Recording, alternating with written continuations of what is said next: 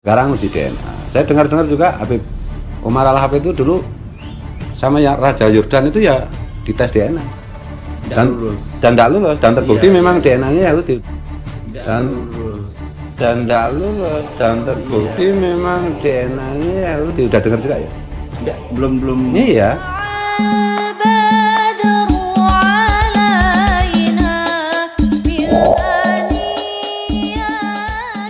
Bismillahirrahmanirrahim. Assalamualaikum. Alhamdulillahi rabbil alamin, hamdan yuwafi ni'amahu wa yukafi mazidah. Allahumma salli ala sayyidina Muhammadin salatan tuwassi'u biha alaina al-arzaq wa tuhassinu biha al-akhlaq wa ala alihi wa sahbihi wa sallim. Rabbi awzi'ni an ashkura ni'mataka allati an'amta alayya wa ala walidayya wa na'mal salihan tardahu wa dakhilni bi rahmatika fi ibadika salihin. Asabiku semua, ada hal yang ingin saya utarakan ya. Ada apa dengan Gus Fuad Pleret? Lama-lama macam tak betul. Ya, sampai-sampai dengan beraninya mengatakan Habib Umar bin Muhammad bin Salim bin Hafiz keturunan Yahudi. Sebenarnya apa tujuan beliau ini sekarang? Bolehlah kita mempertentangkan, ada dari kalangan habaib yang cara dakwahnya terlalu keras, tidak mencontohi akhlak Rasulullah, dan itu pun masalah cara dakwahnya yang terlalu frontal. Tetapi terkait DNA ini sudah melampaui batas normal. Sampai-sampai berani mengatakan bahwa Habib Umar bin Muhammad bin Salim bin Hafiz keturunan Yahudi. Gus, ini nasihat cinta dari antum. Antum mengatakan sebagai muhibbin Habagurus Kumpul, muhibbin Habib Anis dan Gus Dur. Tapi adakah akhlak para pendahulu kita seperti ini? Adakah Habagurus Kumpul mengajarkan kebencian kepada para habaib? Sepertinya tidak masuk akal kalau Habagurus Kumpul mengajarkan hal yang memperkeruh dan memecah umat untuk membenci habaib. Perlu kita ingat, wahai jamaah dari kalangan Ahlus Sunnah wal Jamaah, salah satu ciri para pengikut Dajjal adalah orang yang tidak percaya kepada zuriat atau keturunan Nabi Muhammad, atau lebih kenal di sini dengan sebutan Habib. Para habaib jamak dari Habib, mengalir darah Rasulullah Muhammad SAW, bahwa nasab Nabi ini adalah pencirian Imam Mahdi. Maka ciri-ciri pengikut Dajjal di akhir zaman ini tidak percaya Habib, bahwa mereka keturunan Rasulullah SAW. Asabiku semua, Imam Mahdi merupakan keturunan Nabi Muhammad SAW. Lalu dari manakah Al-Mahdi berasal? Bangsa atau suku apakah dia? Untuk mengetahui masalah ini tidak ada jalan lain kecuali mengikuti Al-Quran dan Sunnah. Di dalam Al-Quran tidak disebutkan secara eksplisit tentang Al-Mahdi. Tetapi kita beruntung, ya, kita sebagai umat Islam memiliki satu sumber keilmuan kedua, yaitu As-Sunnah. Yang paling epik ya membahas ini adalah Imam Abu Daud dan Imam Al-Hakim. Imam Abu Daud meriwayatkan itu sekitar 8 atau 9 hadis yang berkaitan dengan Imam Mahdi. Salah satunya menyebutkan suku asal usul Al-Mahdi. Ya. Apa kata beliau? Ya, dan kualitas hadisnya hasan. Ya, Al-Mahdi yang dijanjikan Allah itu dia dari terahku, Nabi. Terah artinya darah dagingku. Ya, Nabi dari keturunan Fatimah. Oleh karena itu, siapapun hari ini yang jadi antek Dajjal pasti akan membenci para habaib keturunan Nabi Muhammad. Mereka akan membenci para sayyid, para syarifah, ya, atau panggilan untuk habaib lelaki dan perempuan, ya, orang-orang yang memiliki terah kenabian. Kenapa kita iri? Kenapa kita membenci? Itu kan nikmat Allah kepada mereka. Kenapa kita iri jika mereka terlahir sebagai syarif atau sayyid, lalu meragukan keberadaan mereka? Padahal hadis Imam Muslim menyebutkan, aku tinggalkan dua saqalain, dua wasiat yang berat, kitab Allah dan Ahlul Baitku. Hadis Imam Tirmizi ya, juga menyebutkan begitu. Terah Nabi itu terbagi dua. Terah rohani yang turun kepada para ulama yang disebut pewaris para nabi, dan terah jasmani dari sisi darah yang mengucur kepada para habaib. Maka kita menghormati ulama sebagai pewaris ilmu nabi. Dan begitu juga kita menghormati para habaib yang di darahnya ada darah nabi. Asabiku semua, coba kita lihat bagaimana kisah kehadiran Habib Umar ke Indonesia. Itu pun tak lepas dari permintaan Habib Anis. Habib Anis bin Alwi bin Ali Al-Habsi Solo, cucu dari Habib Ali pengarang Maulid Sibtuduror, yang kata Gus Fuad, beliau termasuk muhibbinnya Habib Anis. Ketika berkunjung ke Habib Abdul Qadir As-Segaf Jeddah, pemegang kutub saat itu, ditemani oleh Habib Umar Mulakhela dan para habaib lainnya. Singkatnya, Habib Anis meminta salah seorang murid Habib Abdul Qadir untuk datang ke Indonesia, berdakwah, mengajar ilmu, dan lain sebagainya. Maka Habib Abdul Qadir tambah panjang lebar berkata, panggil Umar. Di mana Umar? Kebetulan Habib Umar tidak sedang berada di situ. Maka dipanggilkan oleh salah seorang murid Habib Abdul Qadir yang lain. Dan hadirlah Habib Umar. Dan berkata, apa yang Anda perintahkan wahai guruku? Habib Abdul Qadir menjawab dengan lantang dan singkat saja. Persiapkan dirimu untuk datang ke Indonesia dan bawalah teman. Maka Habib Umar menjawab, Sami'na wa ata'na ya sayyidi. Maka berangkatlah rombongan tersebut. Dan Habib Umar mengajak Habib Ali Al-Jupri yang sudah kita kenal sekarang. Ya. Ketika rombongan sampai di Bandara Solo, maka Habib Anis langsung mengajak rombongan Habib Umar ke villa Habib Anis di Tawang, Mangu. Yaitu salah satu daerah pegunungan dekat dari Solo. Dan Masya Allah, sudah tersedia jamuan makan untuk memuliakan tamu. Ya, sahabiku semua, yang menarik, yaitu ketika itu Habib Umar sedang berpuasa sunnah. Dan salah satu jamaah mengatakan ke Habib Anis, ya Habib, kelihatannya Habib Umar sedang berpuasa sunnah. Sahabiku semua, maka jawab Habib Anis sambil tersenyum, kalau Habib Umar alim, berilmu, maka dia pasti makan. Sahabiku semua, coba juga kita perhatikan saja sedikit ya, di balik hati kita paling terdalam. Banyak sekali keberkahan ketika Habib Umar datang ke Indonesia. Ya, berkah itu artinya bertambahnya suatu kebaikan, ziyadatul khair. Ya, ada beberapa keberkahan yang turun sejak kedatangan Habib Umar bin Hafiz ke Indonesia. Ada beberapa keberkahan yang bisa kita lihat.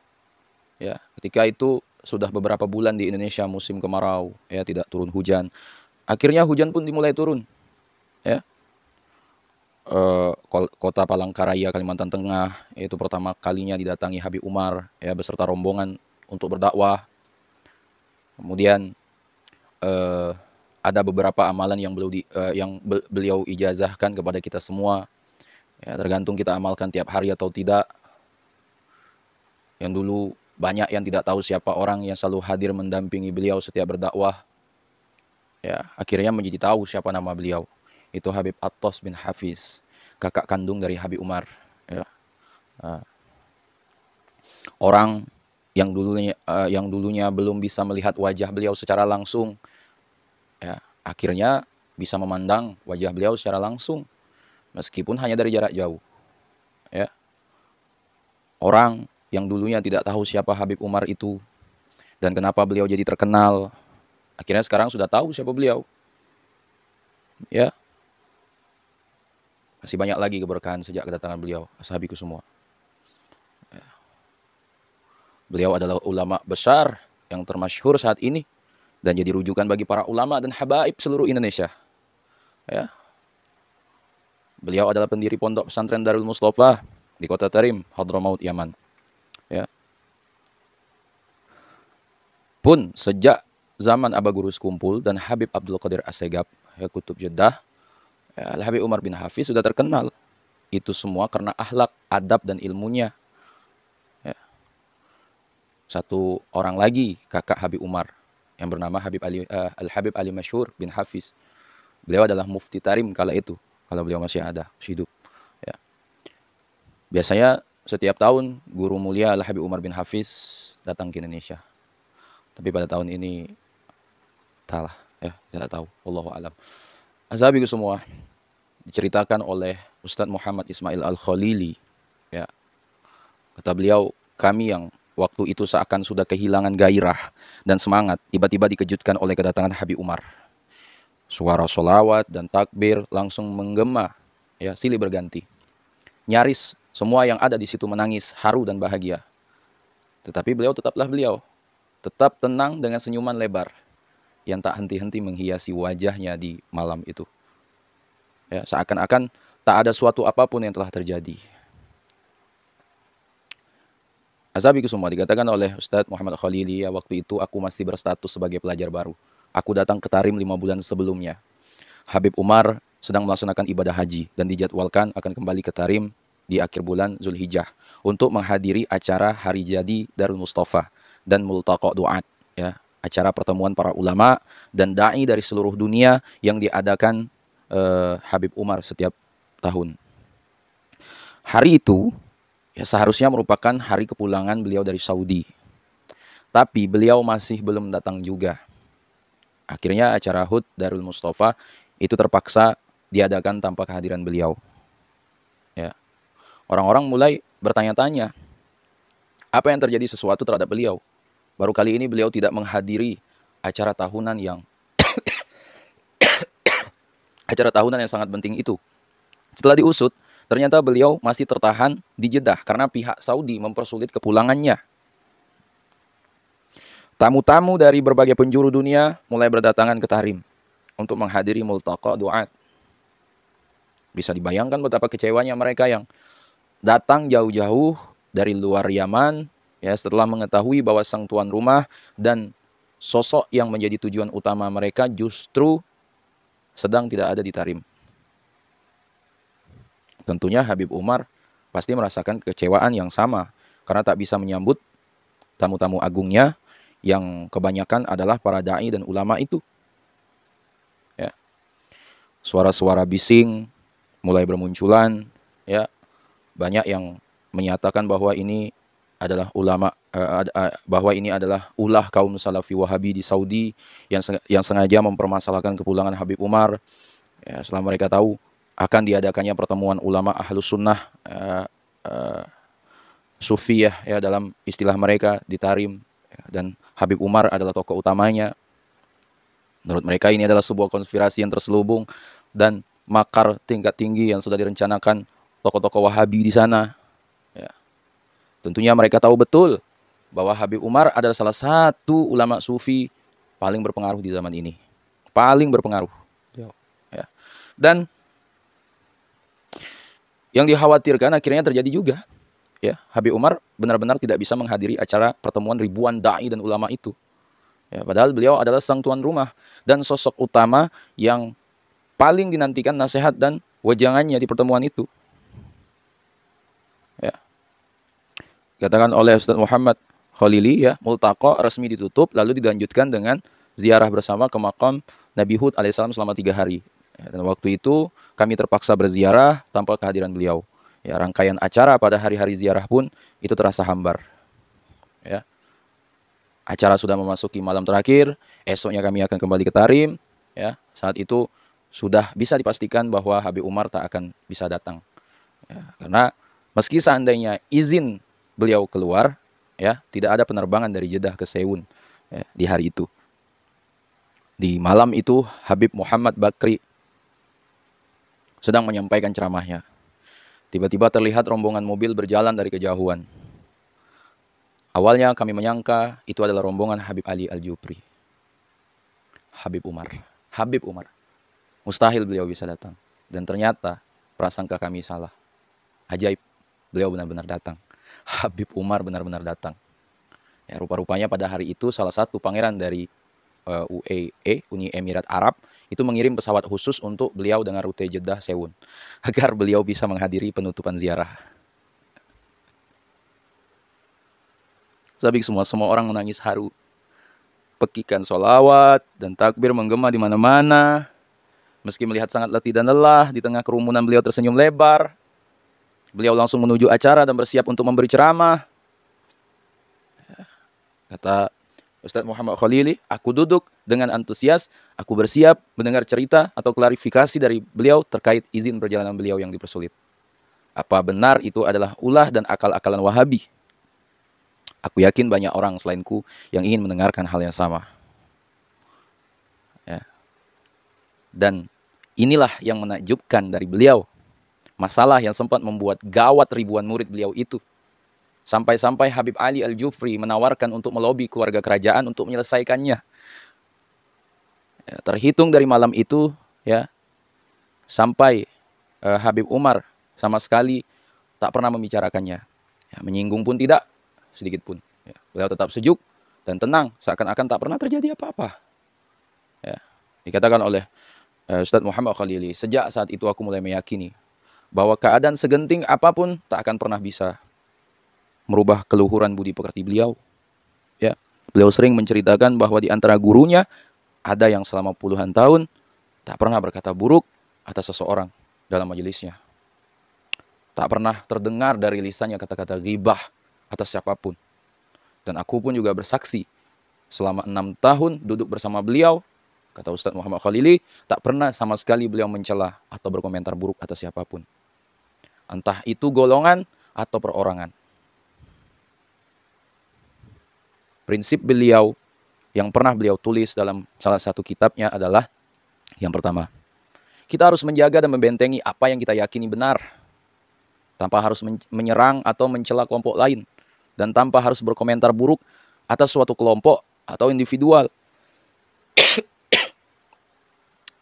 Kemudian, beliau juga seringkali menuturkan kisah Sayyidina Ali itu. Ya, suatu hari ada seseorang yang mencaci maki beliau habis-habisan. Akan tetapi beliau tetap diam tanpa membalas satu patah kata pun. Setelah capek mencaci beliau, orang itu pun pergi. Sayyidina Hasan yang menyaksikan kejadian itu lantas bertanya, "Ayah, mengapa kau tak membalas ucapan orang itu? Mengapa kau diam saja?" Sayyidina Ali menjawabnya dengan sebuah pertanyaan. Sejak kapan engkau mengenal ayahmu sebagai seorang pencela dan pencaci maki? Sahabi semua, di zaman yang serba mudah ini, yang mana cacian, makian, hujatan, celaan, dan kata-kata kotor dengan sangat mudah terucap karena berbeda pendapat, berbeda ormas, atau hanya gara-gara perbedaan dalam pandangan politik. Ya, saya berusaha untuk tak melenceng sedikit pun dari jalan yang telah Habib Umar tunjukkan. Ya, bagi saya seperti inilah wujud Islam rahmah dan Islam damai yang sesungguhnya. Tanpa cacian, tanpa makian, tanpa celaan, dan tanpa menyerang ataupun menyakiti orang atau golongan lain. Karena dari beliaulah kami belajar. Ya, azabiku semua, terakhir yang ingin saya sampaikan, tujuan Al-Fakir buat video ini hanya untuk menunjukkan sikap kami selaku murid beliau, muhibbin beliau. Ini jalan kami, ini thariqah kami. Maka kami mohon agar kalian menjaga tangan dan lisan dari cacian. Kita doakan agar yang mencaci ataupun yang memfitnah guru kita mendapat hidayah dari Allah, hingga bisa berjalan di jalan yang diridhoi Allah Subhanahu wa taala. Amin ya rabbal alamin. Wassalamualaikum warahmatullahi wabarakatuh.